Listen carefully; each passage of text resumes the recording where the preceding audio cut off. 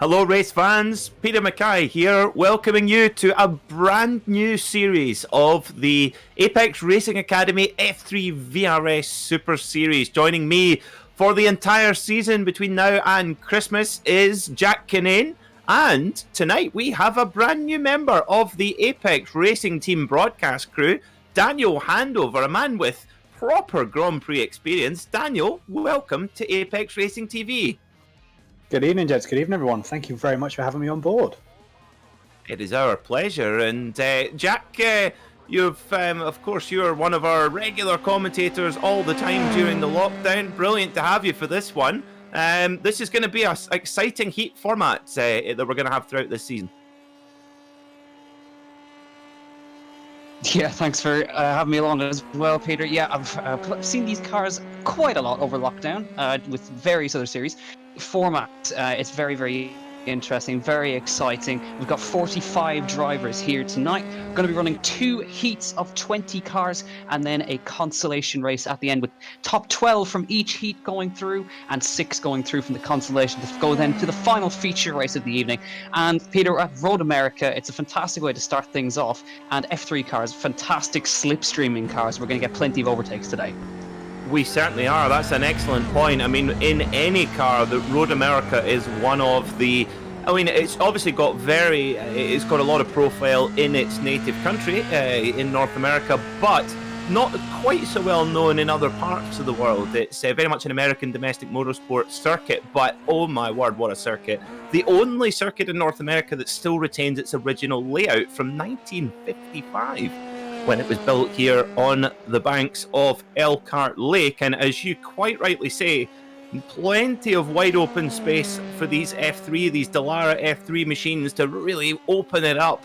And like you said, drafting, that is going to be the order of the day. And well, as you can see, this is an old school circuit.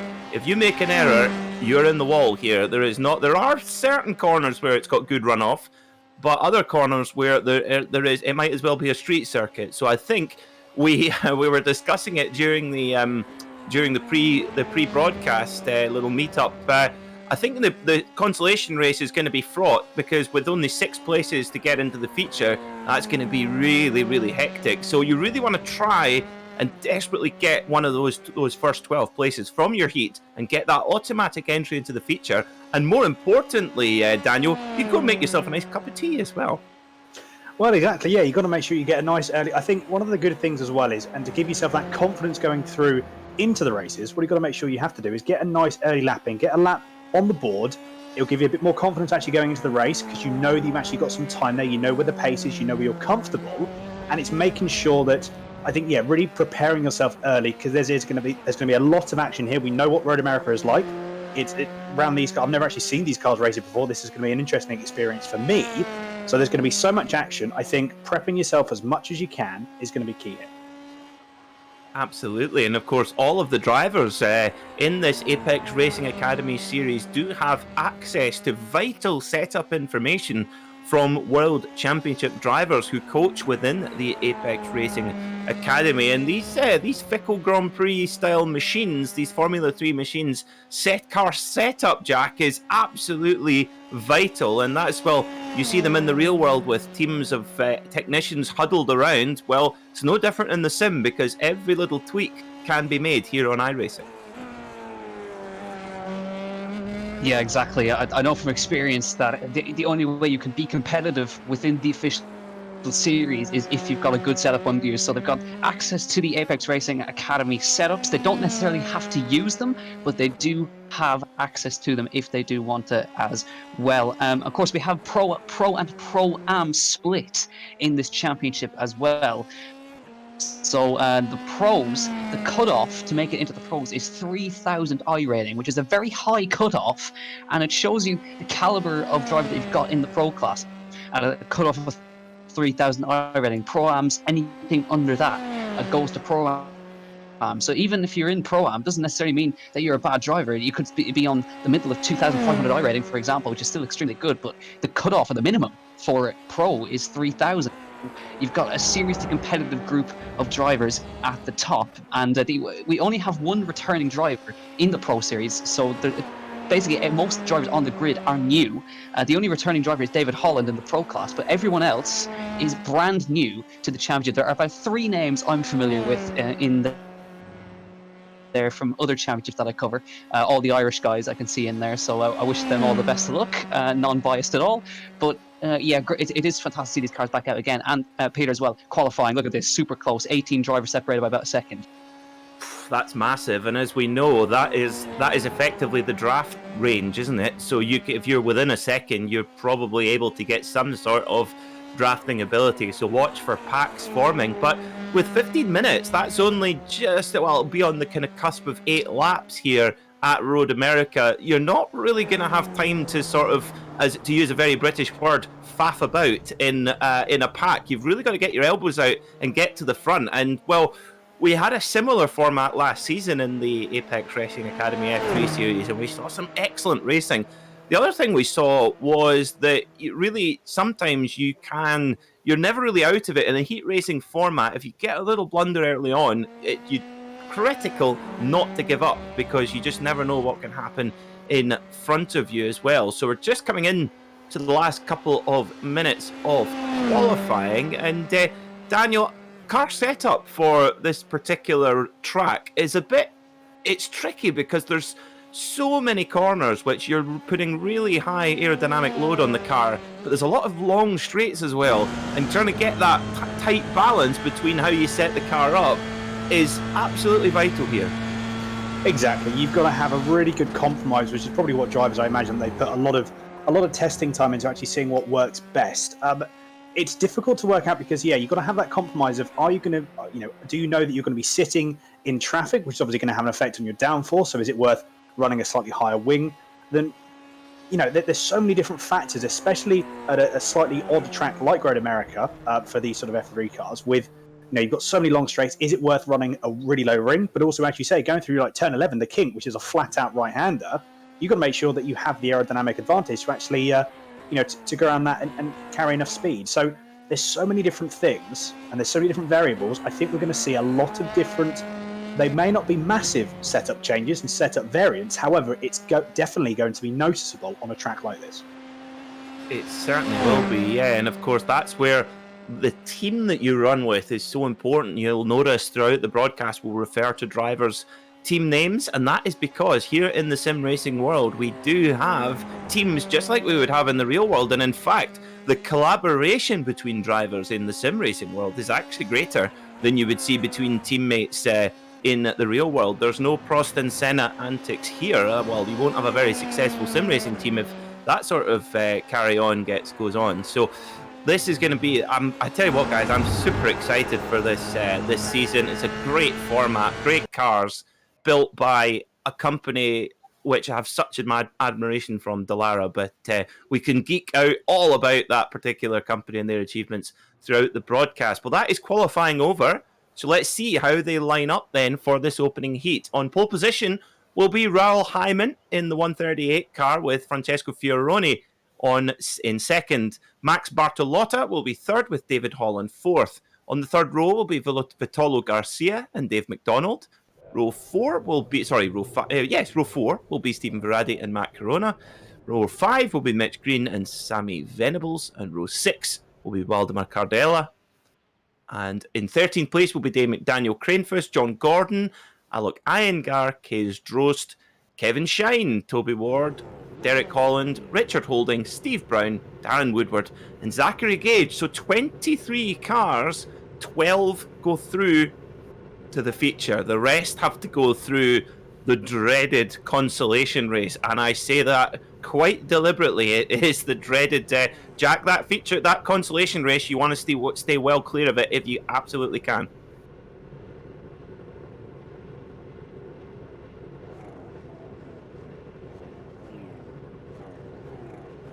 We may have just lost communication with Jack Kinane. Jack, do you have a copy?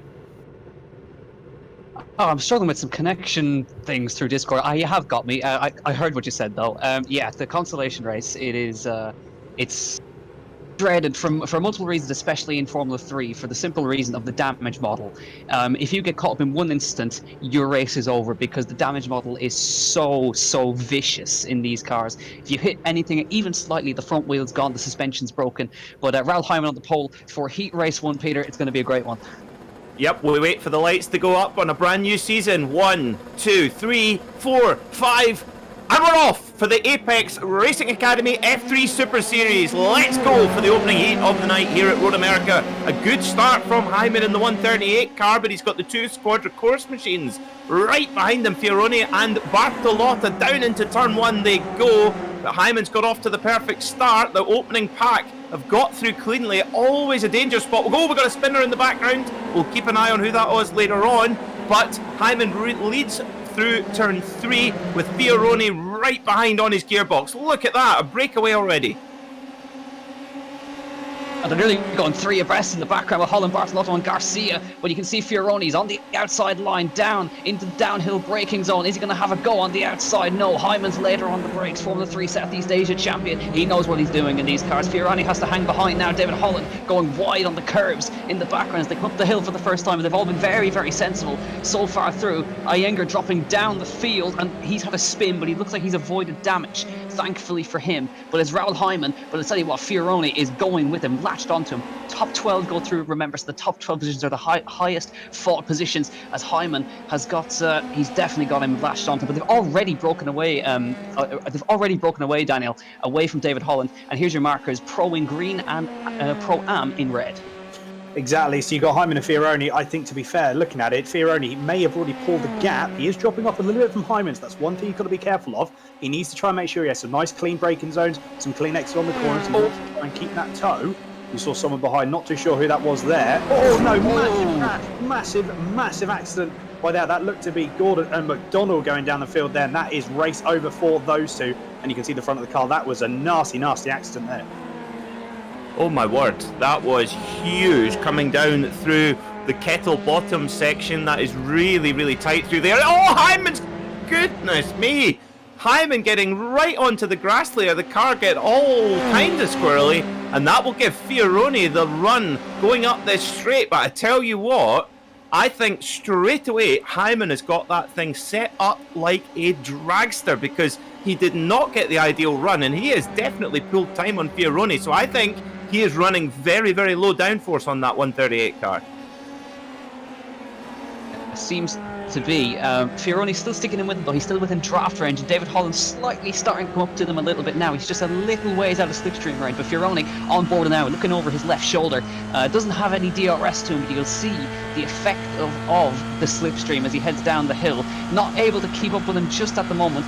Could be running a very similar setup. As we say, they all have access to the Apex Racing Academy setups, and you can also get access to those setups if you check out the Apex Racing Academy. You can get your hands on some fantastic data packs set up by pro drivers. Make sure to check those out in the description. But yeah, David Holland, biggest pro driver at the moment, is in P8. Cardella currently sitting in the middle of the top 10, right in with the pro guys after that huge accident. Raul Hyman controlling things very nicely for now, and even after all that chaos, all these guys still circulating. I think the top 20 are the only ones who came out of that pretty cleanly.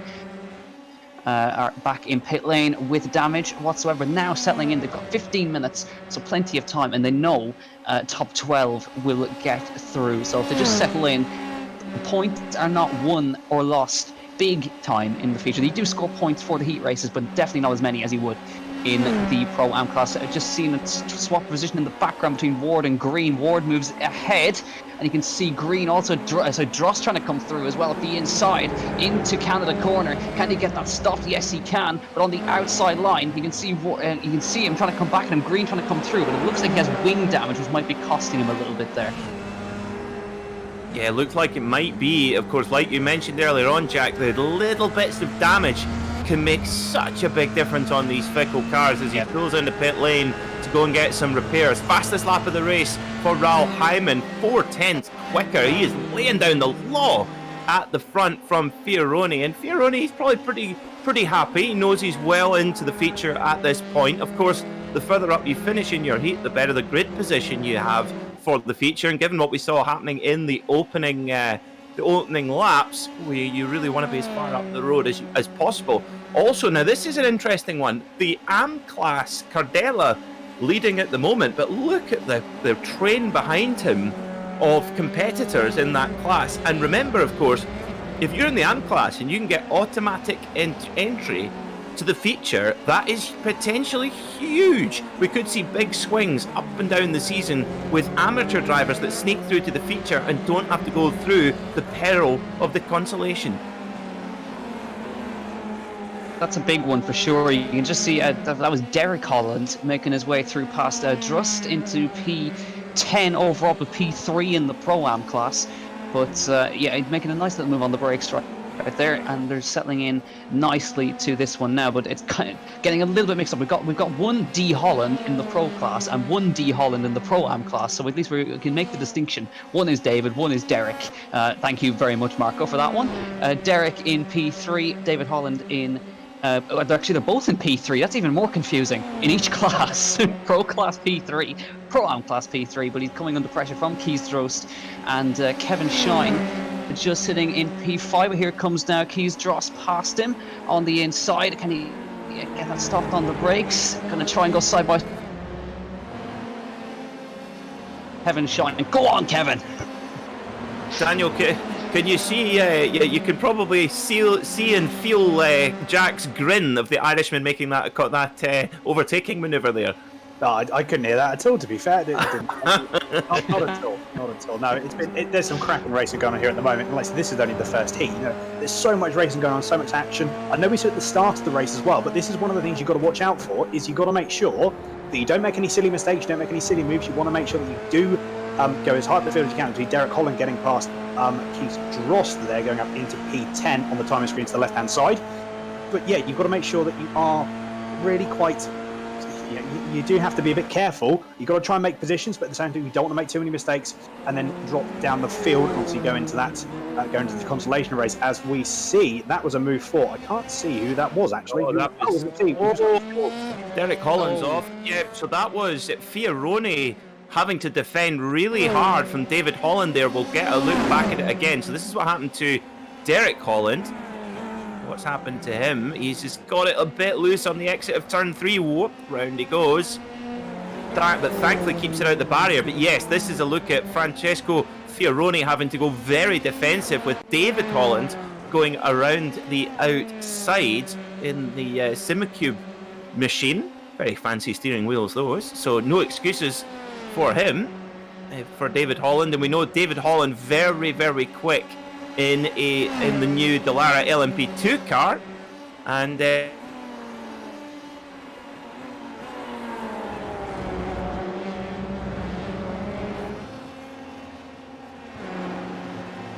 pretty much quite similar on pace, but yeah, the F3 definitely a hell of a car, probably a little bit more severe on the damage model for sure. You've got of course the wheels are all exposed, all the wings are exposed. If you lose those, you're pretty much dead in the water. But David Holland definitely putting some pressure on Francesco Fioroni at the moment as he heads towards turn 1 once again in the slipstream. Not going to be able to pull alongside just before turn 1, I'd wager, but he had a good chance. You can see, look at this, Fioroni trying to break the draft as they enter turn 1. And I think Holland had a go as he gets out of shape on the exit there, and he had to really try and keep that in check. But here is your Pro-Am class leader, Valdemar Cardea. A bit of a quiet one. He's kind of just drove through all the chaos and is now leading by a margin about 4 to 5 seconds over Toby Ward in P2. But yeah, Pro-Am class been a nice quiet drive for Valdemar Cardea at the moment, and he's actually, I think, closing up a little bit to the car in front. But there's your Pro-Am breakdown. Valdemar Cardea, Toby Ward, Kevin Shine, Keys Drost, Richard Holding, and then a couple of others who were involved in incidents earlier on. Derek Holland we saw go off, he was running in P3. But yeah, Valdemar Cardea by 4.2 seconds, having a nice comfortable one.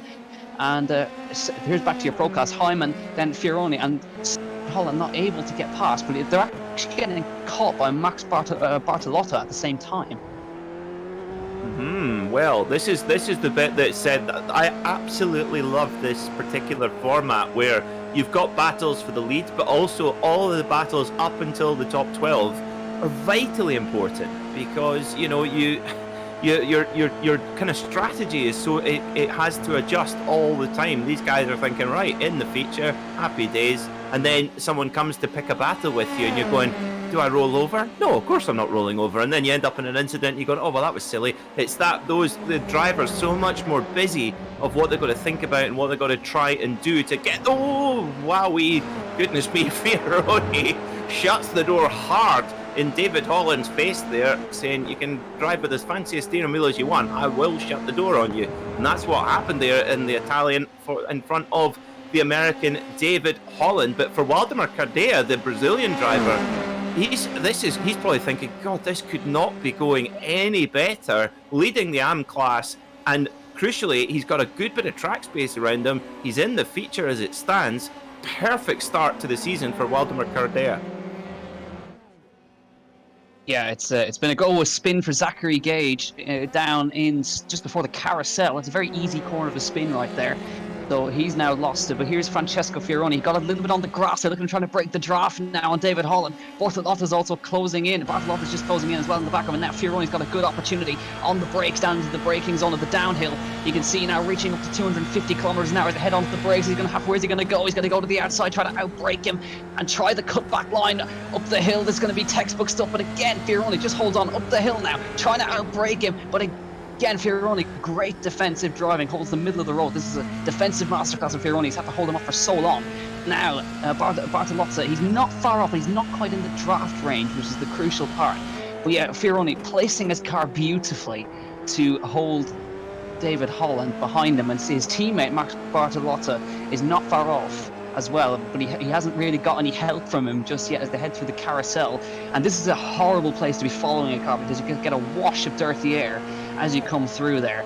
And now, flat out right-hander, flat out right king. It's very easy to just get it a little bit wrong there. If you get on the grass, it sends you out into the wall at very high speed. Holland, is he going to have a go now into the braking zone? He's firmly in the slipstream. He's closing in. He's closing in towards Canada corner, moves to the outside line. But again, Fioroni, has he placed his car? He goes late on the brakes on the outside, looks for the cutback again. He tried this a lap earlier. Fioroni will shut the door on him again. And this is a beautiful defensive drive from Fioroni. Certainly is. I mean, this is Daniel. This is absolutely first-class stuff from both of these guys. The way they're conducting themselves. But Bartolotta makes a mistake in the background. Bartolotta has made that mistake, and that allows Vitolo Garcia to go by now. Daniel. Interesting stuff. Unfortunately for Bottas, we've just got a replay here. So coming into the last turn, I'm guessing just got a wheel on the grass. So braking looks okay again. Turning in point again looks absolutely fine. It must have been the exit, and it was indeed. Just gets a wheel on the grass, and unfortunately that just pulls the car out onto the grass. He loses a position. Not the end of the world though. He kept it out of the barrel with that, which is the main thing. He's still in P5. He's only a second, 1.5 seconds behind Garcia. This could still play into his. He may be able to get that position back. Not entirely sure yet, but at the moment the focus is still on Fiorano and Holland. So we've got Holland going to try and make another move going down. It's going to be last of the late breakers. I think Fiorano, he's been placing his car absolutely brilliantly. Holland's going to try and go around the outside. That wasn't going to work in a million years because Fiorano has been placing his car absolutely perfectly. And again, I think Holland, what he's trying to fight now, he's just trying to fight that his tyres maybe starting to go off. Also, he's going to fight with that dirty, the dirty air and the wash that he's getting as well, which is only going to get worse at higher speed corners. So this section of the lap now, it's going to be really quite difficult to follow going through the carousel. Again, as we see, Fiorano just very, very solid. What a save from Fiorano there. That was very, very well controlled, although that has now put a bit more pressure on the back of his car because Holland is just absolutely all over him. However, with only 2 minutes left, or 2.5 minutes left, sorry, 1.5 minutes left, I should say, he still can't quite get by. Yep, white flag will be in the air when Raul Hyman comes round to the flag already. Now, here goes David Holland. He's got a good run now, coming out of the kink, down towards Canada corner. He's going for the Robin Liddell line round the outside. Can he make it stick? I think he can. Oh my giddy aunt. What a move. That is what we're talking about. Now, move of the season already. My word, that was just exceptional. Now, as Raul Hyman comes up to take the white flag, but I don't think Fioroni's going to let him have it just as easy as that. Let's see what Fioroni can do. He's in the draft, and that thing is an absolute missile in a straight line. Down they go side by side towards turn 1. Is it going to be Fioroni? Is it going to be Holland? Who's later on the brakes? It's Holland. Fioroni backs out of it, goes for the cutback. Oh, you'll have to recover, and you'll have to try and get the move done down into turn 5. It's a little bit... Oh, my goodness, I thought he was going to play it in the back from there. Oh, goodness me, Jack, this is... I don't know if I can handle this, if this is going to be like this all season. Jack's had a heart attack. Daniel? I'm going to step in there. Yeah, I mean, to be fair, this is complete role reversal now. So Holland has now got to put his car in the right place because we've got Fiorano trying to make move every which way. He can't quite do it at the moment, although he's going to try and get the inside. David's going to be blocking off. Can't make too many moves, though, as he tries to see. Oh, that was very, very close. No, Fiorano's going to spin. They've both gone off. Fiorano spun. Holland's gone off as well. Oh, no, this has put a spanner in the works for both of these drivers. However, Fiorano, actually, that came off a lot better than Holland, actually. He's dropped down into P5. Fiorano was kept... and gone back up to P2, although Garcia is now on the back of this train as well as Bartolotta as well. So this is going to be interesting to see as we see Kevin Shine unfortunately spinning. He's got front wing damage. He should be able to get his car to the finish. Hopefully he can. But this is now the battle that we're on. We've got half a lap left. We've got Fiorano, Garcia and Bartolotta all within about half a second of each other. Holland is dropped back off the field. I don't think nothing's going to happen here unless something happens with this train of 3 now. It's going to be last of the late breakers. It could even be a drag race to the line depending on the run that each of these cars get. As we see, this is going to be Garcia going to try and go on the outside of Fiorano, although again Fiorano, perfect placement of the car that he needs to do. That's now let Bartolotta going to come through, potentially going in to take P3. This is amazing stuff here. One more corner left. What's going to happen? Doesn't look like anything's going to happen now. That is going to be it, I believe, unless there's some people go off. But Hyman taking the race win for Heat 1. Great drive from Raul Hyman. Cleared off at the front, and Fiorone is going to take second place on the road. Will there be post-race scrutiny? Quite possibly. We'll need to get another look at that incident later on. But Tolo Garcia gets onto the podium. Brilliant stuff from the Spaniard. Max Bartolotta in 4th, David Hall in 5th after that little skirmish. And he'd had all the work done, and to drop back to 5th, he'll be incredibly disappointed with that. Now, this is the bubble battle. Here comes the bubble battle. Sammy Venables just gets across. Mark Jones next along. So where is Mark Jones? We try to find him on screen. There he is. This is for the feature. This is for the feature. Oh, Jack Jones by a whisker. Oh my word. Mark Jones in the orange car there. Jack, that was a couple of millimeters between the feature and the consolation.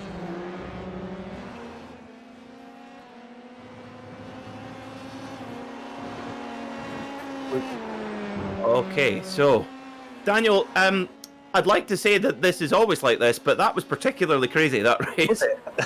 I mean, to be honest, if that is what the season is going to be like, then I'd love to be invited back for more of these. To be fair, that was absolutely incredible from start to finish. I think a track like this, to be honest, really throws a spanner in the works because this is a track that you don't normally get to race on with open wheel cars, is it? To be honest. No, certainly not of this type. It's certainly for IndyCar, yes, but not for these. And oh God, we can come back here every week. We'll have a great time. Raul Hyman, then, your winner by 6.6 seconds over a 50-minute race. An absolute postcode in these sorts of terms. Francesco Fiorone was second, with Vitolo Garcia pinching a podium at the last moment. Max Bartolotta was 4th, and David Holland, he's bound to be disappointed with that. At 5th place, he had 2nd place in the bag, but controversial incident there. Matt Corona was 6th, with Daniel Cranefuss in 7th. Waldemar Cardea got the AM class victory, and you saw the rest of the results there. Off we go to Heat Race 2, as quick as that. Aleix Alcaraz will line up alongside Stratos Kyrilasgitis. Mikko Nurmi will be 3rd, followed by Karl Modov, Christoph Herbigno, Brian McManus, Vincenzo Carcedi, Victor Anderson, Mark Alcaraz, Tom Wedgwood, John Vogel and Isaac Snyder in 12th.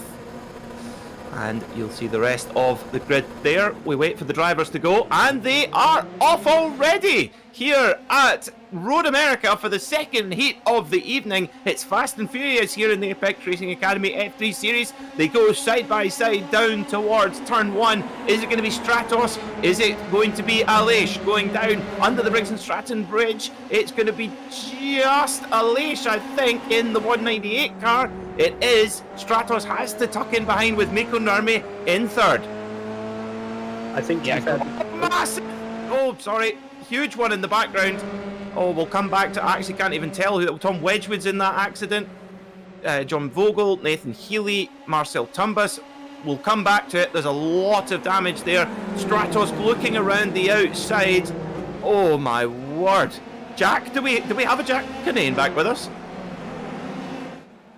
No, we don't. I think you do. Yes, you do. Don't fob me off like that. I'm right here. Oh, big one. Mark Alcaraz is around in the background there. He's lost it at the top of the hill. He's lost it by himself. But yeah, Alex Alcaraz, he really had to fight off Stratus through turn number 1. And Mikko Nurmi, good start from him, and Christopher Herbino. A clean start from the top 7. Victor Anderson, lead Pro-Am driver with Harry Bowen in behind him. But yeah, good start from all those guys. There was a big one, but they managed to sort themselves out. Oh, that's Con Nguyen and that's the rear right missing off that car. So he's done. Isaac Snyder goes through on Harry Bowen. Now Christopher Herbino on Mikko Nurmi for P3 here as he heads down into Canada corner. He's on the inside. He gets it stopped, trying to go around the outside like he did before. It's going to be tight. He just about hangs on, and Christopher Herbino's into P3, trying to hang off Mikko Nurmi, but the Finn has to stay behind. But the front two are already breaking away. Yeah, Christophe Herbigno, one of our front runners and championship contenders for the season last season in the Apex Racing Academy F3 VRS Super Series. We look at Vincenzo Carcetti, a great contingent here from that team, from the Squadra Course team. He's running side by side with Carl Modoff, the LMP2 ace, and IMSA Michelin Pilot Challenge mechanic in the real world. I'll tell you the name of the team in a minute. You'll try and say it without giggling. I'll tell you soon. But Aleix Alcatraz, he's got Stratos right all over the back of him. And I have to say, Daniel, what a cool name to have, named after one of the greatest rally cars of all time, the Lancia Stratos. Absolutely, I tell you what, as names go, that's definitely up there, isn't it? But no, these two are just absolutely broken away. Already 1.3 seconds away from Christopher Hovenaar. So honestly, I think these two, we actually see Chris and Mikko battling as well. I think, to be fair, if these two, and what they may try and do at this point, they may try and work together a little bit here, try and pull even more of a gap up to from P3. And what they may try and do is start fighting and battling a bit. As we see Chris having a spin there, that's really, really unfortunate there. Tricky corner that, isn't it, chaps? Oh, very much so. Coming under the car just goes really light and bumpy there underneath the Corvette bridge, and that has caught Christophe Herbigno out. Now, he obviously he's dropped a lot of places, but critically, he's still in 12th spot, so he's got to try and just recover a little bit, get a couple of spots back, and just get his seat in the feature. That's the main goal now for Christophe Herbigno, the Belgian bullet. Down towards Canada corner we go. Now, I can tell you why you're wondering what on earth was Peter talking about. Talking about the Robin Liddell move. I kid you not, in the Michelin Pilot Challenge here in August last year in the pouring rain, Robin Liddell in a Chevrolet Camaro went around the outside at Canada corner in the wet and won the race. And since then I've always called it the Liddell. And I have to say, I thought I'd never see it again. And then, well, David Holland pulls it off in an F3 car. Fantastic. Yeah, that's really something else. Here we look now at Brian McManus in the VRA racing car. Here he comes on Vincenzo Carcetti down towards turn 1, gets the slipstream on the outside line, should be able to get it stopped at turn 1, but it's tricky as well to go around the outside because there's not a hell of a lot of room. It narrows, it tightens up unexpectedly. Here comes Brian now, round the outside. It's going to be tricky, like I said, almost making a tiny bit of contact. Carcetti just about hangs on, but that is scary stuff. As now Anderson looking up the inside as well as they come through the long right-hander, but again, he's not able to do it, and he's under pressure now from the Swede behind him, who's the lead Pro-Am driver, and he's really mixing it up with the pros here. He's going to go for a move on Brian McManus here on the inside. Should be able to out-slipstream him here on the inside line, but this is a really good showing from the Pro-Am driver. He's gone the slipstreaming past Brian, and he's a full car length clear into the braking zone, into the left-hander, and he is through on Brian. But Brian with a good run up the hill for the inside line. This is a great battle between these two. Brian retakes the position again. But yeah, Victor Anderson really putting on a good show for the Pro-Am guys. A great looking race car as well, that Brian McManus is at the wheel of, with Digital Motorsports, the sponsor on there. Supplier of fancy fancy sim racing equipment. I actually had a go on their stand at Autosport this year, which was quite cool in a previous life. Really? Because I was there too. No way! There we go. I've never seen you. Maybe we did see each other, but hell, There we go. I was on the digital motorsport stand for a while because I do a lot of stuff for them. But there you go. Small There you world. go. There you are. There you go. So there you go. Peter Mackay and Jack Cadane have just become best pals on air here. There we go. Oh, Herbigno's off. Oh my word, he nearly did the Catherine leg there. Nearly. Oh, how did he hang on to that one, chaps? Daniel, how do you see that one? To be fair, that was. I think that could have gone two ways. Luckily, it with some good driving from Chris, he was able to keep it there. I think at that point you just have to sort of let the car take its course. It's one of those things, but I'm pretty sure for a good majority of the time he was on the grass, he was a passenger for that. It's just one of those things. I think the momentum actually kept it going forwards. Any slower, he may have actually the rear could have rotated on him, and he would have been sent into the barrier. But he's going to have the slipstream going down to Bowen. As we see, this is your leaders here again, still pulling a bit of a gap now. It's 2.6 seconds back to P3. So again, these guys have worked together. Whether they have actually worked together, but pretty done what I said earlier on. So they've not really been battling that hard. They've pulled that gap. What you're going to find now in the last 5 minutes, that's when the moves are really going to start happening, I reckon. That's when they're really going to start trying to get positions on each other. As I say that, Stratus is now going to try and make a move up the inside of Alcaraz, and I think he has indeed done it. Is there going to be a cutback from it? There doesn't seem to be. Blocking off, so Stratus blocking off turn 6, which is what you're allowed to do. One move, and that's all you can do. It seems to be okay, so Stratos now is taking the lead. Brilliant stuff there from Stratos, the Greek driver. Brilliant move to get that move sealed up and get the lead. And looking at their lap times, they're on exactly the same lap times that Raul Hyman was in the first heat. So when we get to the feature, oh my word, think of the amount of protagonists we are going to have in that battle at the front of the field in the feature. And the consolation, well, that's going to be an absolute melee, and I cannot wait for that. But Victor Anderson, what can you say about him? 7th overall, just 6.7 seconds off these guys. That is fantastic, and to make moves on guys like Isaac Snyder, Christophe Herabinho, really, really impressive. He's putting himself in a really, really good spot. One of only 4 guys right now who are in the lift places to go through to the feature. Yeah, so he's about 2.1 seconds ahead of Harry Bowen and Lucas Zivkov, who is about 6.6 off the back. Then Makari, Alcaraz, McMullen, Sepala, then Verhey, Harley, Healy, Plumbus, Nguyen, who we saw in the barrier, John Fogel, who is 3 laps down, he's still in the pit lane. Here is Punkari, who wins My Heart with the Jordan livery. Zivkov behind, in front of him. He's going to try and slipstream past into turn 1, getting a good run. You can see moves to the inside, but is he going to be enough alongside to make this move? No, he has to hang back. Looks like it's been a problem for Isaac Snyder in the wall hard. That's at the end of the braking zone for turn 2. I think that's a huge off. Here we go. Heading towards turn 1. I wonder, did he get rear-ended perhaps by the car in front, or was there contact? That's a strange one. That's a really strange one. It's a big one. There was contact. It's a big one. A bit of a strange one. There was a tiny, tiny tap. And that's all it took, though. I think so. Yeah, I think there was some sort of contact there. So, that's a bit of a pity.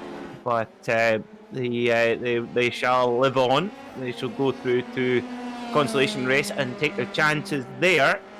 Just over 9 minutes done of this race. So we're at 2/3 distance already. And Karl Modov, he is up to 4th place. And look at this battle here between Brian McManus in the 115 and Vincenzo Carcetti in the squadron course number 155 machine. And McManus, he is on the move.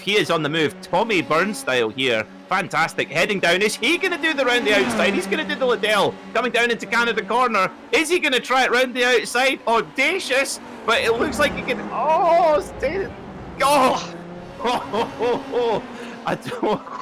Vincenzo Carcetti just said, I don't care how fancy you think that move is. I'm not giving you the room to close it off. That was spectacular. I mean, he gave him enough room that he needed. It was like the slightest tap from Vincenzo Carcetti, but Brian had to give in. Now we're with Vince Harley. That was further down, but here's back to the leaders. Alex Alcaraz now going to try it. on Stratus Kirlakitsis here through turn 1, but he's still, I think he's just hanging back a little bit now. He doesn't want to actually be in front. But while these guys battle, I tell you what, Mikko Nurmi has closed the gap to 2.2 seconds. It was much higher than that. It was over 3 seconds. So the more these guys battle, the more the Finn and Karl Modov, who are just behind as well. They're not far behind. So there's a 2-car train here. Alex Alcaraz now, he's close. He's closer than he has been in a little while. Here he comes. Is he going to go to the outside? He's going to have to because Kirlakitsis closes it off. Is he going to try it on the brakes? No, I think he's actually backed off for this one. In the background, though, Karl Modov certainly not backing off. He's going to try around the outside of Mikko Nurmi in the background, but I think Mikko has managed to hold on, and he does stay in front for now. But Kirlakitsis, he's still in the lead, and Mikko Nurmi, by the skin of his teeth, still in front of Karl Modov, and then it's a big old gap back to Carcadia and McManus. But yeah, it's a good old battle going on between these Pro and Pro-Am drivers. But it is Victor Anderson leading the Pro-Am class by quite some margin, so he's still comfortably in there. But we're going to have about 2 laps to go maybe as we come to the line next time. Punkari still behind Zivkov. He's got a good run down here though. He's going to be able to go on the inside. Zivkov's going to try and sweep around the outside. He still managed to hang it on. It's tricky to go up the inside. As you can see, he gets a little bit loose, and Mark Alcaraz goes through. Brilliant stuff there from Alcaraz. Really opportunist move. We're riding on board with Karl Modov in the 948. Is he going to go? He's going to try and get the cutback here.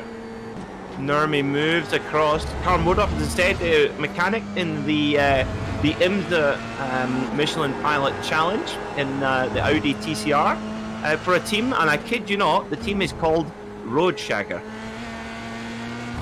Interesting. I am as true as I sit here. Anyway, here he goes. He is in the draft big style. Here he goes. He's going to chink out to the outside to go past Mikko Nurmi, and my word, is he going to get this move sealed before they even get into the braking zone? He has. Wow, so Modov getting a great run, a brilliant draft, seals the move up. Thank you very much. Wow, a bit of there. I love oversteer. It's so cool. Karl Modov in third place. Now look at that side by side. Oh, big crash. Who's that? Couldn't quite see, but I know Carcadi's dropped down from the battle, so he's dropped down quite significantly. But there was a car definitely in the wall there. It's now. Let's see if we can see what happened here. It's Vincenzo. Yeah, here's what happened to Carcadi. Is it just in the last corner again? We've seen this before. Was it just a spin on his own? Runs it out wide, gets on the. He lost it before on the entry, and tries his best. He keeps it out of the barrier, which is the key thing.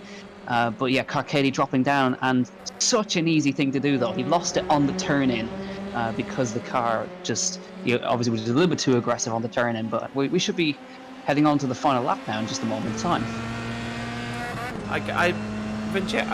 I did see a bit of a puff of smoke just around the start of the pit straight.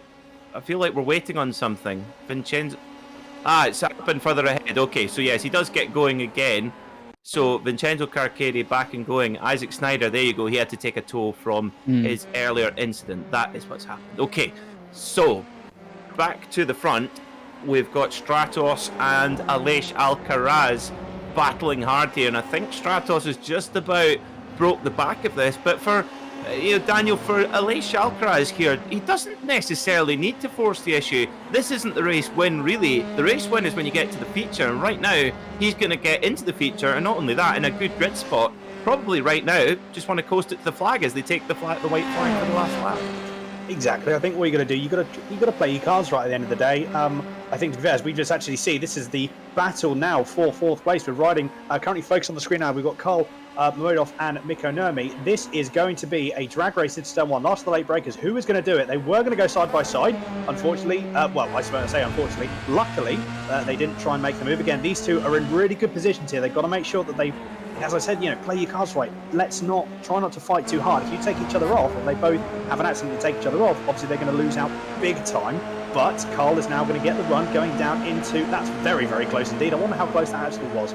Probably a bit too close for comfort, I can imagine, there for Mikko. But as we're going to go drag racing down into turn 4, I think Karl has done the move. He has, as we see, Mikko go very, very wide. He's going to try and go around the outside going into turn 6. What a move that was. Is he going to make it stick, though? Because I don't think he is, because Karl's now on the inside for turn 6, but it also means that Mikko is going to be on the inside for turn 7. What a Mikko move. Still makes it. What a piece of driving for both of those guys. That was about as much room as they needed to give. No more, no less. Oh my word, that was fantastic. Who said that open wheel cars with enough downforce on them can't race? This is just breathtaking stuff here, and look at them sliding around side by side through the carousel down towards the kick. One of them's going to have to blink, surely. Modov on the inside. Nurmi really, he's vulnerable. I was going to say that he is vulnerable where he was, and Modov knew it, and he just edged him out, and that could be critical for that little battle there. Stratos still leading now as they come up towards the final sector through turn 13 up to turn 14, and the great Greek, he looks like, looks like he's got this one sewn up, but they're going to get a drag to the line. Luzzy, yeah, well, absolutely. Here goes the drag. Here comes Aleix Alcaraz. Is he going to throw everything at it here? He goes to the inside. He's got the run. Oh, he's gone and done it. Oh, my God. Stratos just on the line. Wow. Wow. Wowee. 5,000ths of a second across the line. Wow. Oh, my word. Stratos and Alex. And let me just say, that was spectacular between Molos and Mikko Nurmi down the hill as well. Nurmi just backed off beautifully around the outside, but wow, that finish with Stratos, that's one of the closest I've ever seen on iRacing, but wow, the brilliant driver from all those guys. And we haven't even reached the feature yet, boys. Unbelievable. You know how they have the top 10 iRacing top 10 of the month? Just this race. Pick them all from that. Get that on iRacing top 10s, that finish. That was beautiful. Oh. Brilliant job from Stratos and Alex. I didn't think I could go that high. I didn't think I had those octaves in the sound box. Well, since we got that beautiful 5,000ths of a second finish, we were able to notice that because of our beautiful SDK Gaming timing tower that we have on screen for you tonight. You can use this, of course, yourself to keep up with everything. If you want to use it for your own benefit, you can stream to Twitch with this with your overlay on. You can add virtual HUD to iRacing, and of course, as we are doing right here, you can sync up your cameras to do commentary, and it's a wonderful piece of software. So if you want to check that out, you can go to gaming.com. So I mean, we haven't even reached the feature yet, boys. This has been spectacular so far. I love these cars, but I can't actually call a winner out of that, because this is going to be amazing. But we actually have to go through the consolation race first as well. Only the top 6 get through. This could be carnage. I think it's almost guaranteed it will be carnage. Yes, Vince Harley. Speaking of carnage, poor old Vince Harley, this man here in this very patriotic livery here, the 292 machine. He was racing in the Apex Racing Academy Porsche Cup Series, one of our suite of championships here that we hold every week on Apex Racing. And on Wednesday night, he was coming through at Porsche Cup Racing at Montreal. Usually equals carnage, and it did. And he got put onto his roof once, then he got punted again, and then again, and then again. So poor old Vince Harley's been licking his wounds over the last little while. So this is how they line up for the consolation race. Mitch Green on pole position alongside Hans Verheij. In the second row will be Alok Iyengar alongside Tony Seppala. Kevin Shine will start in 5th with Nathan Healy, his countryman, right beside him. Steve Brown is 7th with Marcel Tumbas in 8th. Richard Holding 9th. Tom Wedgwood 10th. John Gordon in 11th in the Fuga Simsport car.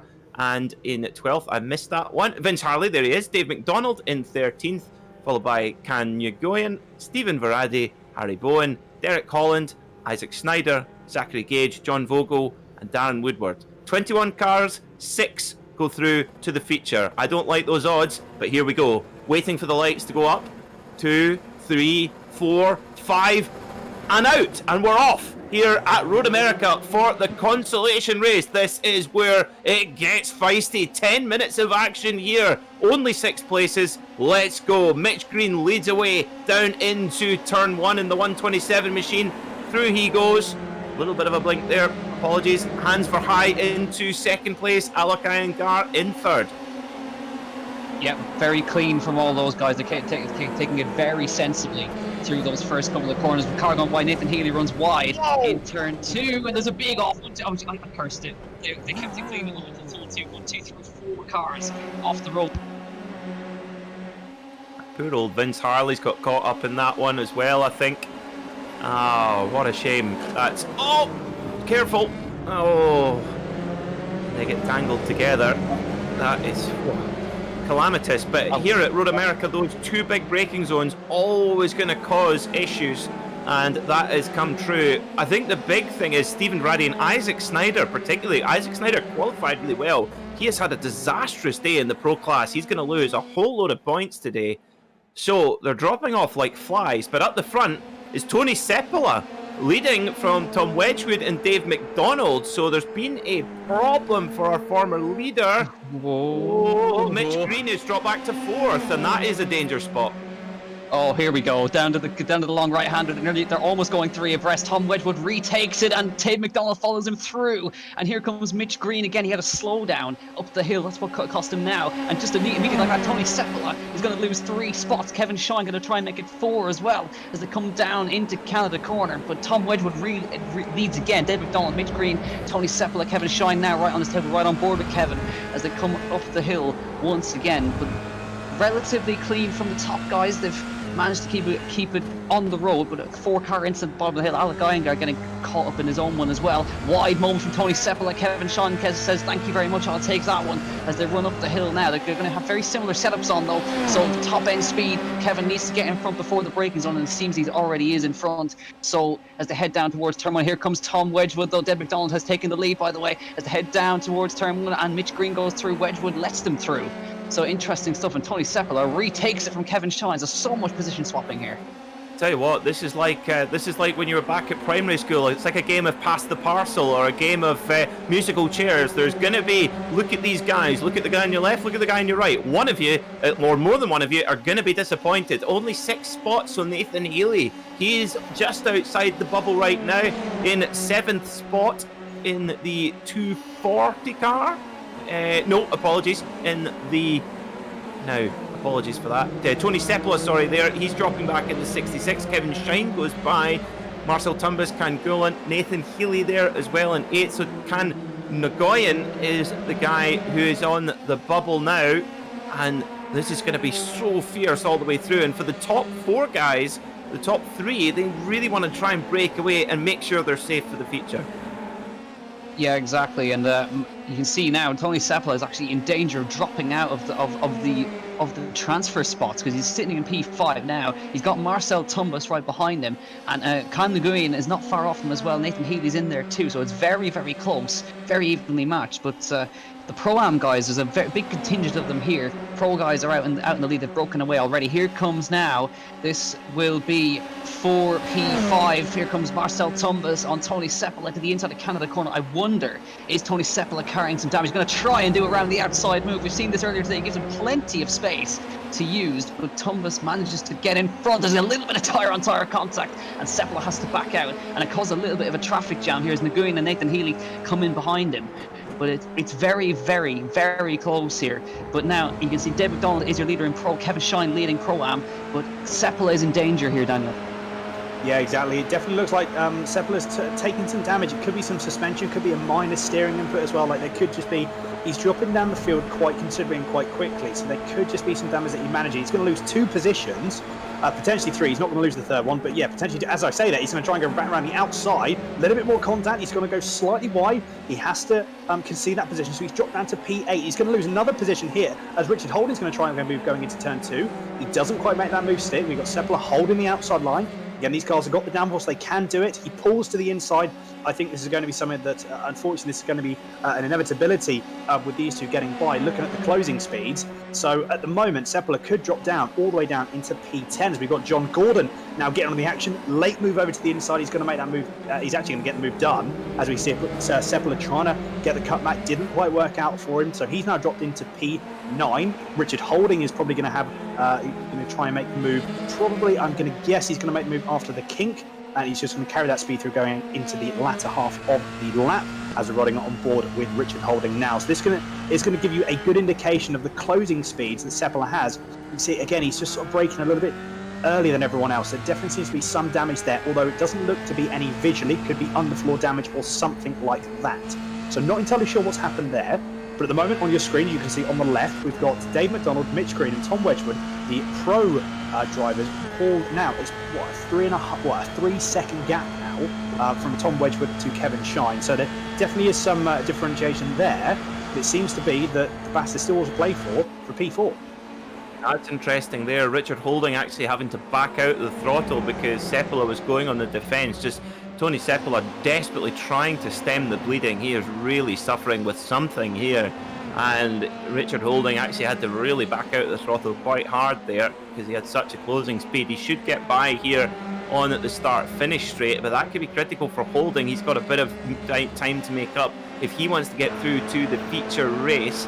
The man with the last ticket to the ball is Can Nagoyan in 6th. But he's got Nathan Healy right on his case, who is going to have a little bit of a look up the inside. Oh my word.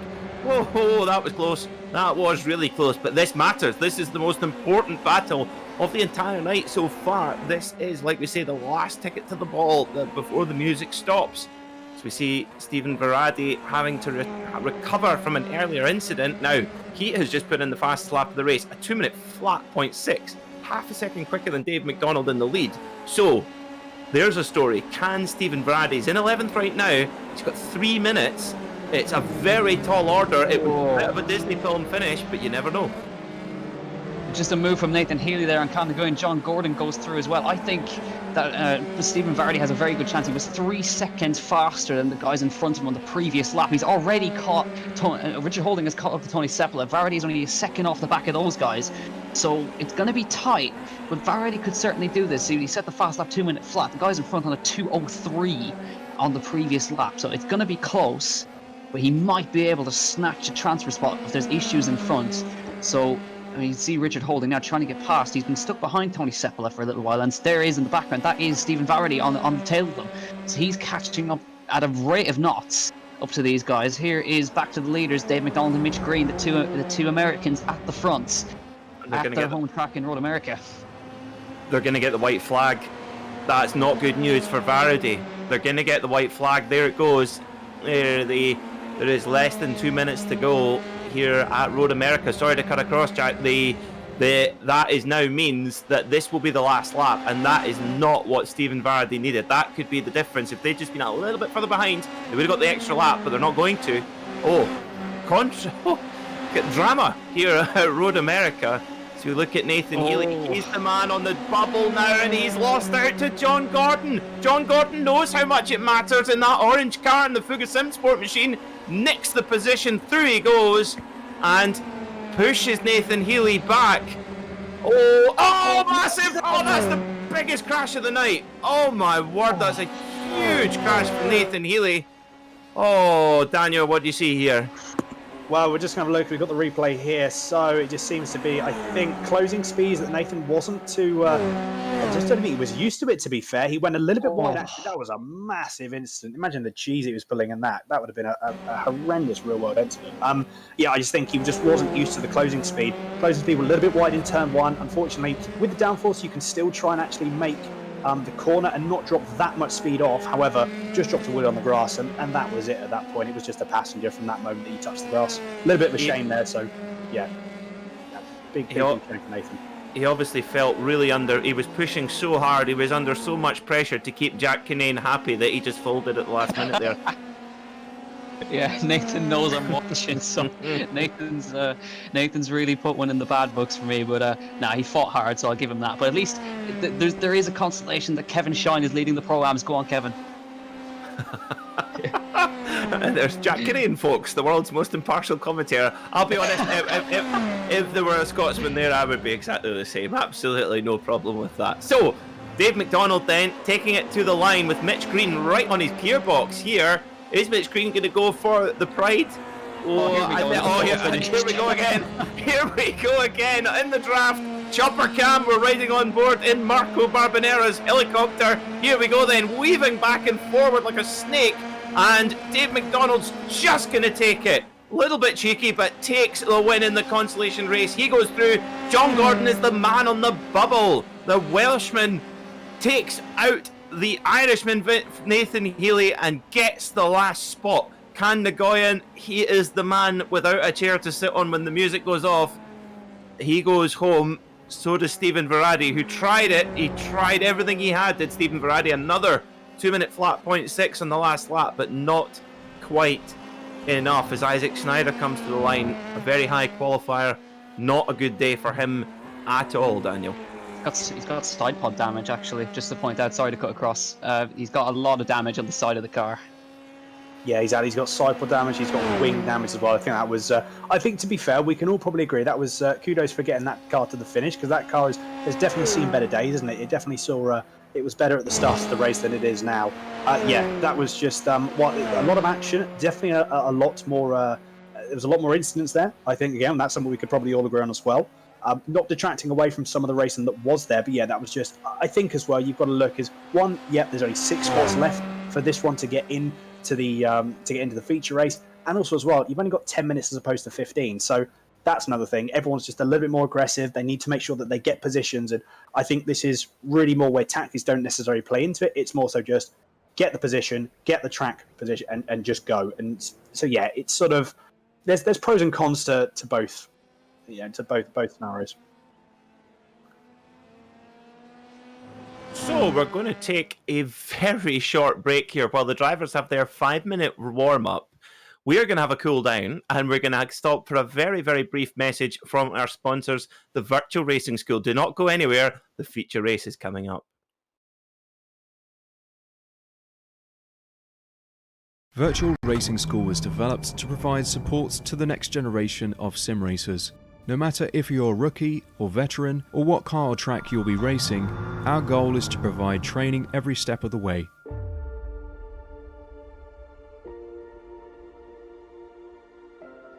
We found that iRacing can be quite difficult without proper training. There needed to be a way to prepare for on-track racing. With VRS, you can literally learn from the best sim racers in the world, including 4-time NASCAR iRacing World Champion Ray Alfala. And Ray Alfala is a 4-time champion of the NASCAR Peak Antifreeze iRacing Series. 3-time iRacing Grand Prix World Champion Martin Kroenke. Martin Kroenke becomes a 3-time world champion. Rallycross World Champion Mitchell de Jong. Mitchell de Jong is now champion for the iRacing Rallycross World Championship Series. And many other top sim racers. Data packs include everything you need to start learning. Our World Championship coaches create the data packs by setting a hot lap or a series of fast laps for you to compare, analyze, and replicate. Data packs also include a tutorial where the coach points out techniques they use to hit the fast lap. This gives you access to the latest driving techniques and setups before you even hit the track. Sign up for a free account and download the VRS telemetry logger. With this application running seamlessly in the background, your laps automatically start syncing to the VRS website. From there, you can analyze and compare 2 laps of your choice, whether it's your data, the coaches, or your teammates. VRS will automatically target improvement opportunities so you can get up to speed even faster. VRS also makes it easy for you to request and schedule one-on-one or group coaching sessions. These sessions can range from 30 to 90 minutes, and you can select the car, track, and setup combination of your choice. Visit virtualracingschool.com today to sign up and get started.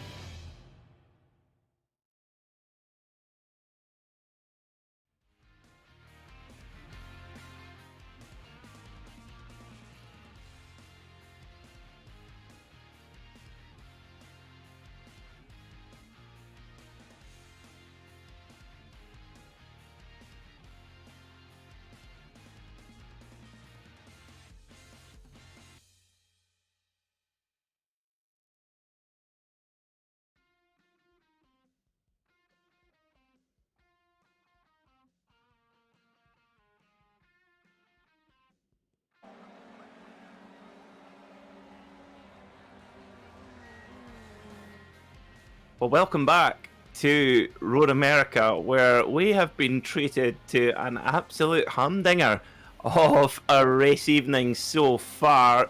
My name's Peter Mackay. Joining me in the commentary box, Jack Kinane and Daniel Handover. Daniel, this is your first day of school with us here at Apex Racing TV. I would like to tell you it's always like this, but this has been a special night so far.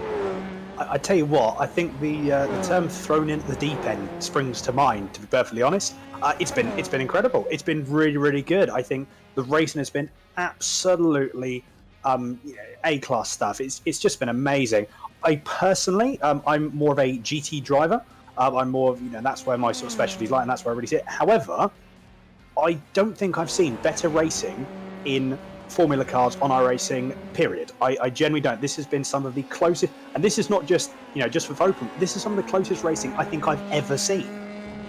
Yep, this is, for me, I have to echo your point there, Daniel. I mean, normally, it's the same with the Porsche Cups. I don't know what it is, because if you watch a Mobil 1 Super Cup race or a Carrera Cup race, don't get me wrong, the drivers are incredible. I mean, the cars are an absolute handful. They're brilliant, brilliant exhibition, but the race is usually pretty stale. But in iRacing, it's fantastic. Now, with, again, single-seater racing does sometimes suffer from the kind of, the racing can't quite be as good as sometimes, but here in the sim, maybe it's because you've not got to pay for the smashed up carbon fiber. That's got to have something to do with it. But well, it's we've been treated, and well, we're now about to see the absolute main event where we're going to see all of the best drivers from these 3 opening races brought together. So here's how they line up then. Raul Hyman starts on pole position from Stratos Kyriakakis. Francesco Fioroni in third with Aleix Alcaraz in fourth. Vitolo Garcia will start fifth with Karl Modov in sixth. Seventh will be Mark Bartolotto with Mikko Nurmi in eighth. David Hall in ninth, and Brian McManus, the leading Irish driver, in 10th. Matt Corona is 11th with Victor Anderson 12th, the leading AM class. Daniel Cranefuss in 13th with Christoph Harbinio 14th. Then we have Waldemar Caldarella, Malka Karas, Kees Drost, Vincenzo Carcetti, Toby Ward, Luko Zivkov, Sammy Venables, Brett Kankari, Mark Jones, and Damien McCullen. And finally Dave McDonald, Mitch Green, Tom Wedgwood, Kevin Shine, Marcel Tumbas, and John Gordon.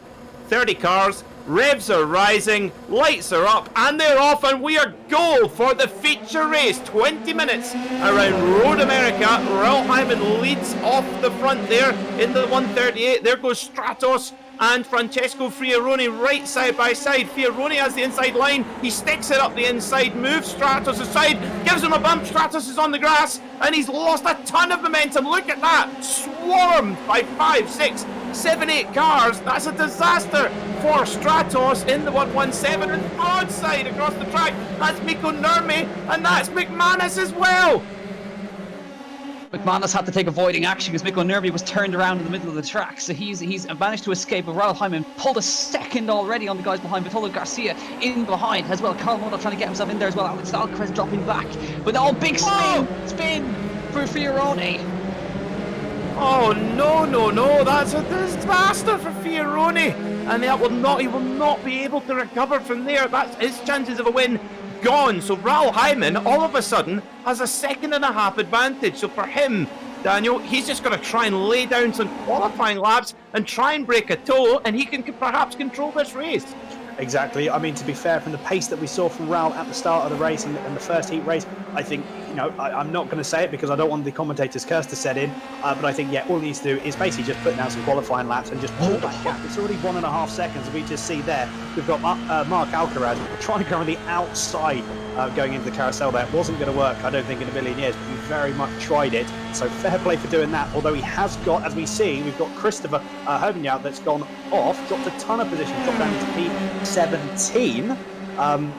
So we've got, there's just action absolutely everywhere. It's just trying to get, we see now that we've got more cars going off. That's Daniel Cranefuss that has just gone off there, as well as Mark Alcaraz. So those guys have dropped down now in the field. So that's going to be interesting to see those guys jump back up the field as well. This is, you've got a train of 6 cars there. You've got a train of 3 cars, or 4 cars ahead of them as well. He's getting another bit of contact as well. That was Dave McDonald's now gone into the wall.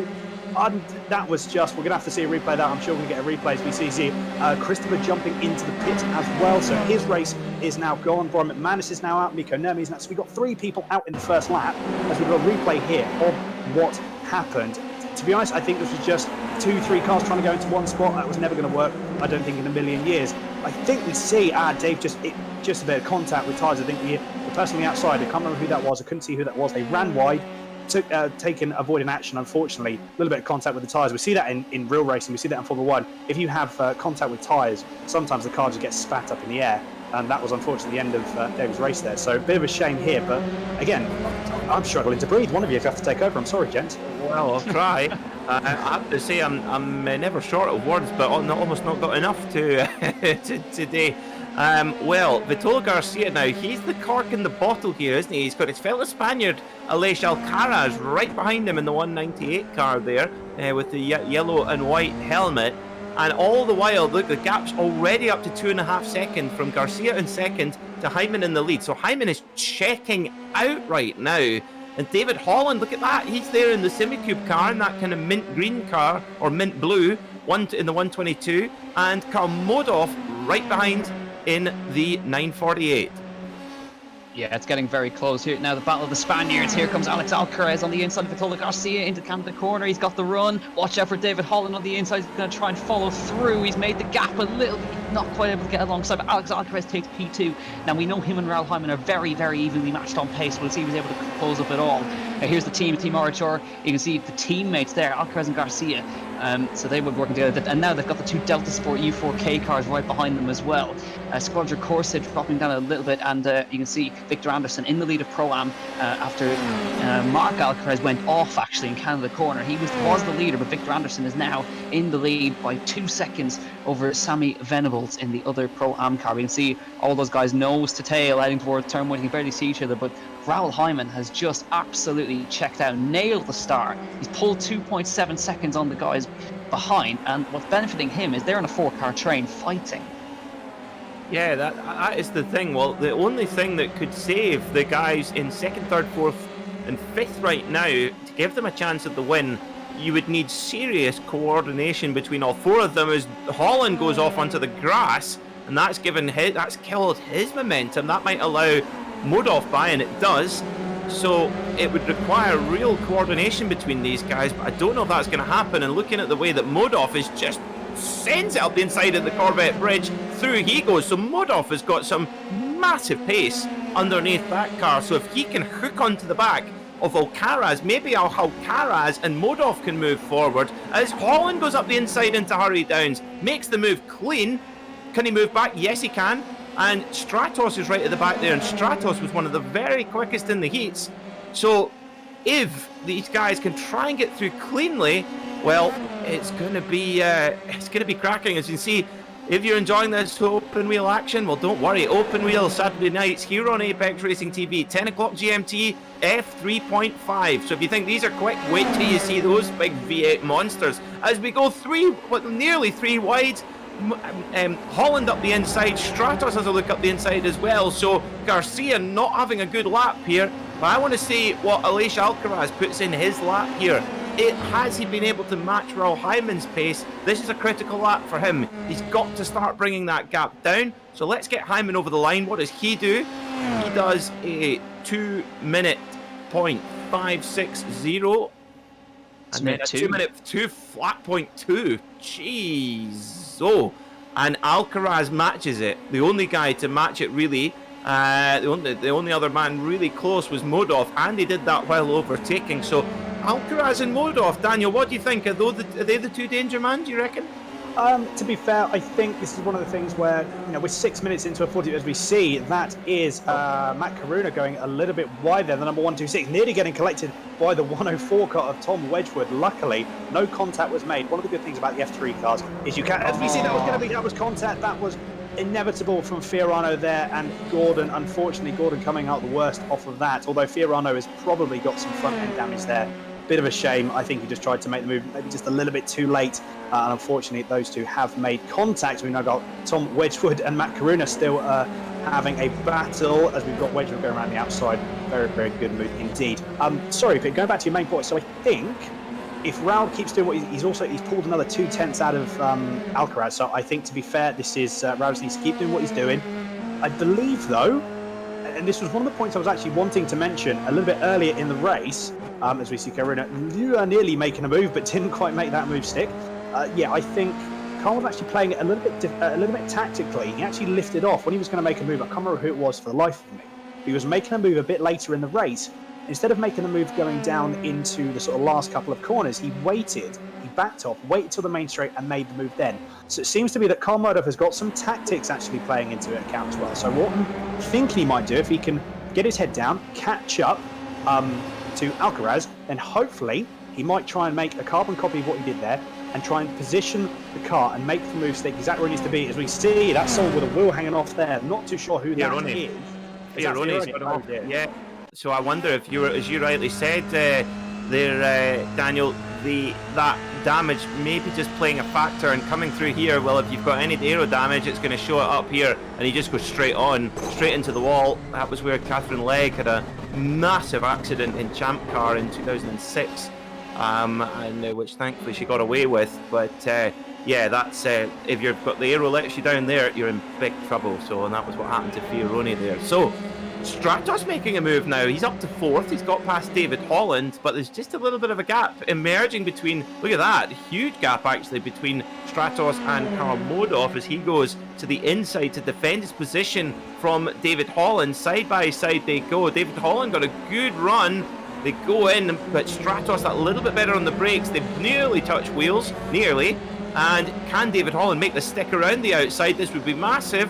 He nearly does. Down towards now to turn 6. Oh, sweeps the nose off. Great defence there, Jack.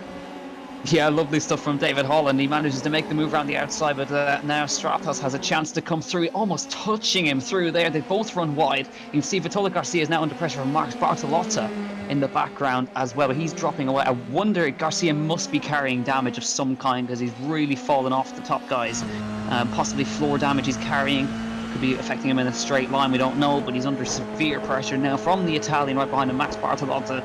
We'll see the overspeed here. Look at the extra speed he carries through the long right-hander now. Here comes Bartolotta, the number 116 to the inside line of Canada corner. He's got a great run, going to try and get it stopped on the brakes. He's already in front before the turning in point, and that was pretty easy for Max Bartolotta to make his way through. A quick mention off from the racing for a moment. To all at Apex Racing TV, congratulations, we've just reached 11,000 subscribers on YouTube. Fantastic stuff. Well, we can let's get the champagne out and we'll send Lee and Alex the bill. Fantastic stuff. Excellent. I'm glad we're all in agreement on that. Good. So half race distance. Max Bartolotta running the number 116 there as David Holland just giving best there to Stratos. They're in a bit of a kind of drafting battle there as well, as side by side go Matt Corona and Tom Wedgwood. Who's it going to be? Who's got the guts into turn 1? Looks like it is going to be Corona. He's got the, well, actually no, I'll not say that. Oh, sorry, that was close. So Corona goes defensive there in the 126 car and maintains the position. Yeah, good stuff. Of course, all these guys have access to the Apex Racing Academy setups. Don't necessarily have to use them, but they're a fantastic set of setups made by pro drivers. As he comes now, Tom Wedgwood to the outside of Matt Corona as he comes down into the braking zone. Always better to have the inside line here to see what Tom Wedgwood does. He's on the outside though, still alongside him as they run up the hill for the 6th time. He's on the outside and Corona just runs him out a little wide there and manages to hang on for that. Morel Hyman, he's just managing the gap now. Alcaraz is quicker slightly, but he's not catching enough to challenge him. 2.9 it sits at, and Victor Anderson comfortably in the lead of the Pro-Am class as well, so running very well for the Swede. But this battle still raging on between Stratos Kirlakitsis and David Holland. They've been going at it for lap after lap after lap. Now here comes David Holland, but he's not quite got the run. But David Holland, the only returning driver in the Pro class, and he's really having to fight it out with the new boys. Yeah, he is. These new drivers, these pesky new drivers coming into his championship. Yeah, exactly. So what's happened here to Christopher Herbigno, one of our other returning drivers actually from last season. Oh, gets a bit loose and squirrely. Round he goes. Fair point. Oh, good style though. Good style as Brian McManus goes speeding by in the Digital Motorsports sponsored machine. So down they go into turn 1 again. Stratos versus David Holland. David Holland slips the nose off this time as one of the other cars a lap down moves out the way. So what happened here? This is Corona and Wedgwood into turn 14. Hard on the brakes. Oh, Corona gets it a bit squirrely. Hang on. Oh, over the curbs. Tell you what, he did well to keep that in a relatively straight line. Yeah, certainly did. As here we go, there goes Stratos again. They're just swapping positions left, right, and centre. Killer Kids just takes it back again, and then David Hall with the run up the hill. I think he had to back off there to let Stratos back onto the circuit. Is going to be very, very close up there, almost touching with the front wing. But this is a great fight between these two, and back we go. Victor Anderson under pressure from Vincenzo Carcetti on the inside line. It's going to be very close, and he manages to get through. I wonder, is Anderson carrying some damage? That looked a little bit easy, because now Sammy Venables in the fight for the Pro-Am lead. Yeah, this is a great little tussle here, and yep, Anderson in that yellow and white car will have to be really careful of Sammy Venables, who looks to be just, well, the venerable Venables, getting just closing down a little bit, perhaps, in the 2-1-2 machine. So, who's going to take this one? And Kees Drost in third in class, but 12 seconds back. So, looks like with just over 6 minutes to go, going to be a battle between the Swedes and the Briton for this this race win in the AM class as well. So, well, now what I want to know is Alcaraz, is he making any kind of headway into Raul Hyman? He is a little bit, yes. Let's see when they get over the line here what their lap times are. A 2-minute flat point 8 for Hyman, 2-minute flat point 6 for Alcaraz. So just piece by piece, he's just closing it down, but really only 3 laps left ish, 3, possibly 4. He's going to have to really pull out more than that if he wants to have a go at winning this race. Yeah, now here we go again with Stratos and David Holland. Holland managed to hang around the outside, but Stratos will have the run now as they head down towards the bottom of the hill. Yeah, as you said, they're running. Alex Alcaraz is running out of time, so Raul Hyman is probably just managing himself now as we come now. Another swap position, Stratos, Killer Kids this, but he backs off actually. You can see him, you can hear him lifting. He's half throttling on the brakes. I don't think he doesn't want to lose the slipstream. And again, Holland running a bit wide on the exit. But yeah, interesting stuff there from Stratos, just backing off down the straight, not wanting to make that move. Now, if you're watching this and you're relatively new to motorsport, you think, why would he back off? What's the point? You're meant to be going past. Well, the trick in these cars, the aerodynamic draft is so important. The car is basically, if you're the following driver in these cars, you're almost getting dragged along, and you're getting a really good boost in speed, and where you decide to make the overtaking maneuver is very important. You don't want to slow you down if you want to get higher up, and that proves, I think, Daniel, that Stratos, he's got bigger ambitions than just getting past David Holland for 4th. He's still holding out hope of a podium here. Well, potentially so. I was going to say he was going to make the move. There was 2 things he was going to do, but he is going to try and go down the inside going into the latter half of the lap. He's made the move stick. David backed out of that. That was almost a definite back out from David. What he's going to do, and you're going to see this again, and this is tactics now starting to play into it. So exactly what you were saying. So again, for people that are new here and people that are new to racing generally, this is what they're going to do. So David's now backed off. He's going to make sure he gets a nice clean run going out onto the start-finish line, which he seems to have done. And what he's going to do is he's going to get in the slipstream, pull down, and get the lead going into turn, or get that position going into turn 1. So this is just back and forth, back and forth. There's a little bit of contact there as well. That was interesting stuff. That was very, very close indeed. A bit too close for comfort. And a little bit of contact there made. So David's had to drop back off, but he's going to try and man that move again. Or is he actually? No, to be fair, he doesn't stay down. So I think, again, this is where tactics is coming into it.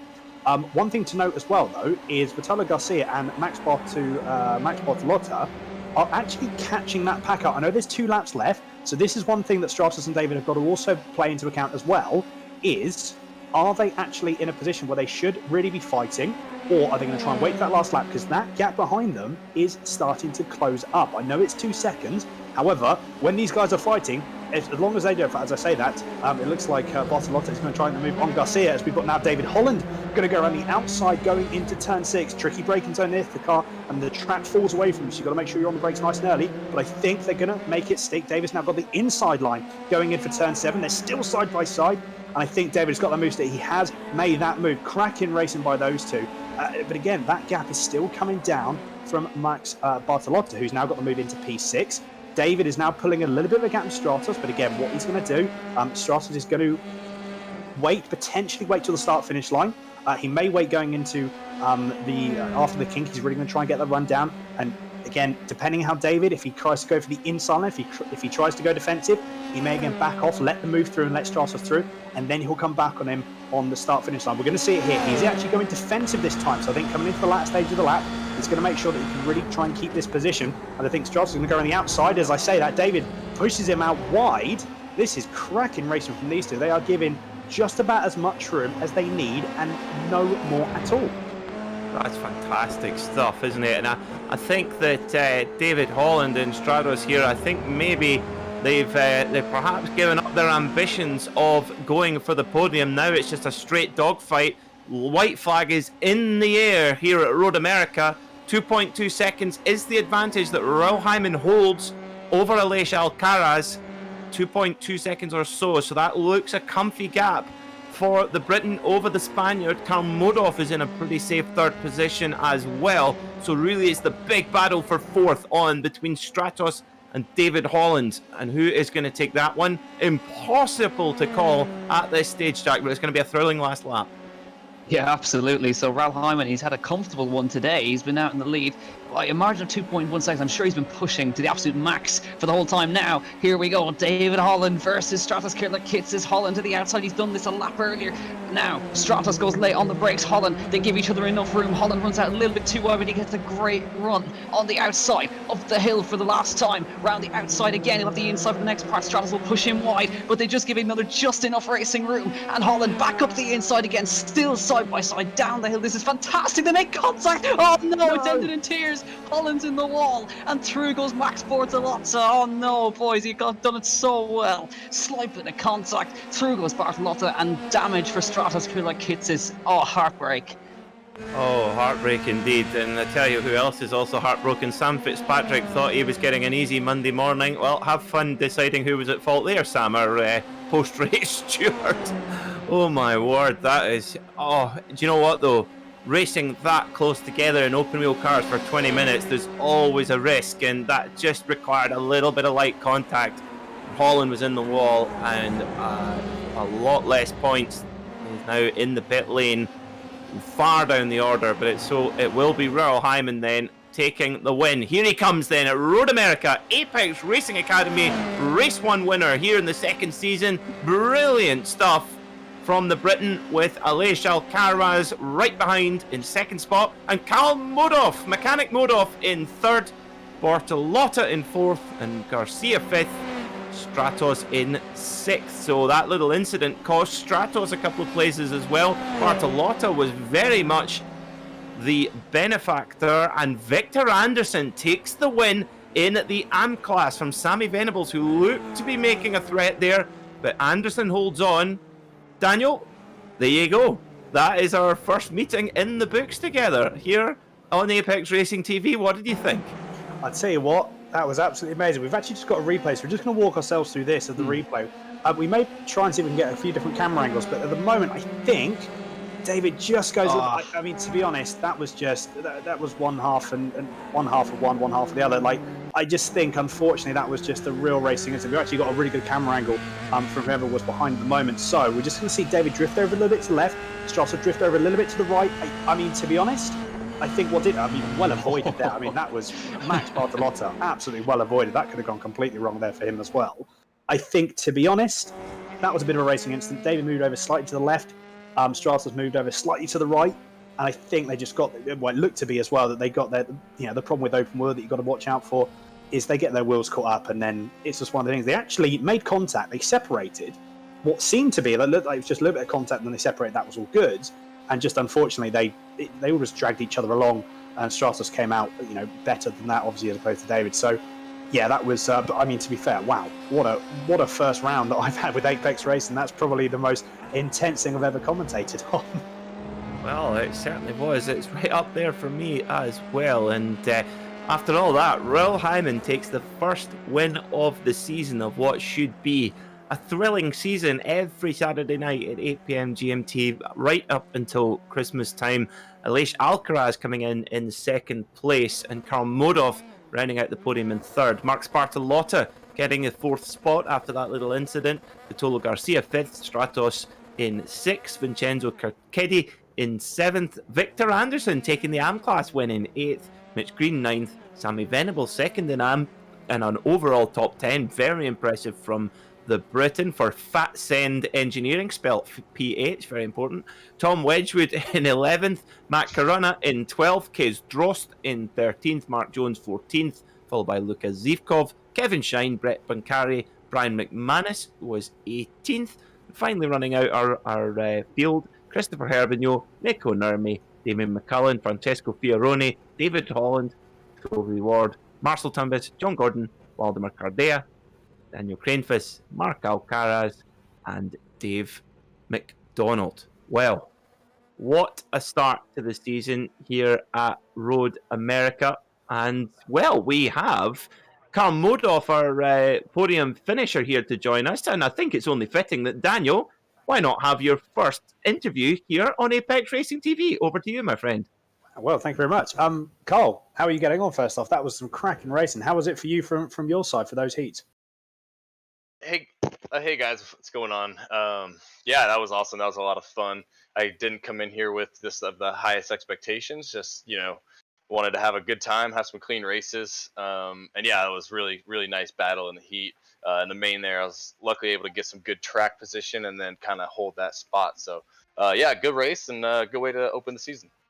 Absolutely, no, it was some cracking racing. Congratulations very much on P3. One of the things I was actually going to ask as well, the main thing I wanted to ask, I actually said it during the broadcast, is I noticed a couple of times you actually backed off when you potentially could have made an overtake in the draft.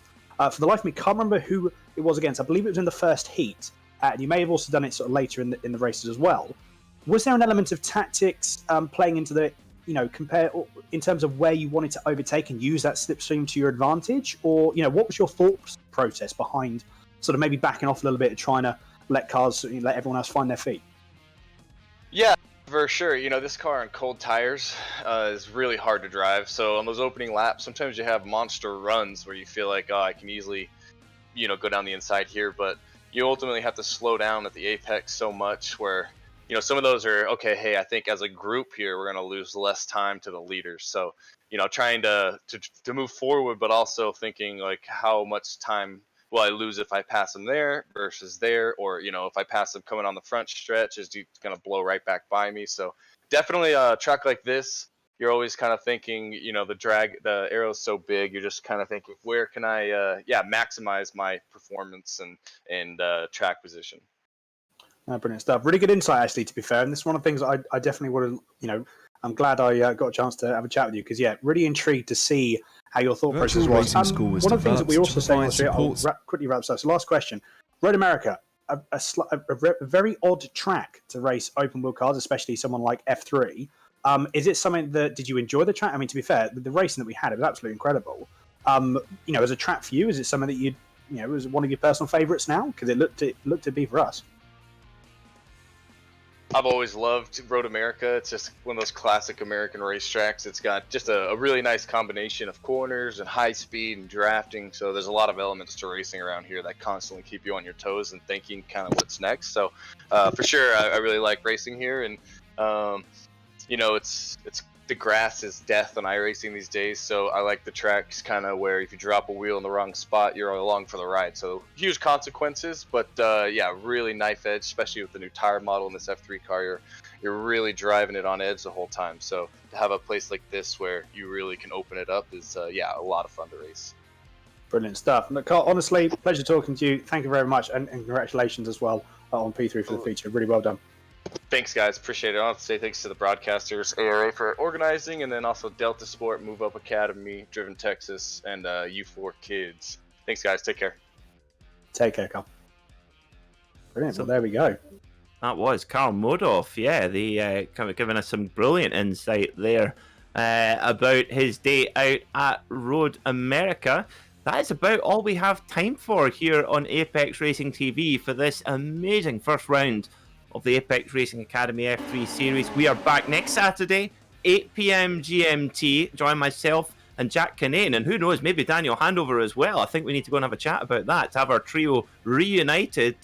Thank you so much for watching this broadcast. We hope to see you again, and don't go anywhere on Apex Racing TV. We've got Formula 3.5 coming up in just 25 minutes time. Do not miss that. For more information about the Apex Racing Academy, go on to www.apexracingac.com and also go onto our website, apexracingleague.com, to see what other leagues you can get involved with here on Apex Racing. We have touring cars, GT, Porsche Cup, and of course here in Formula 3 as well. But without further ado, thanks so much for watching, and we'll see you next week.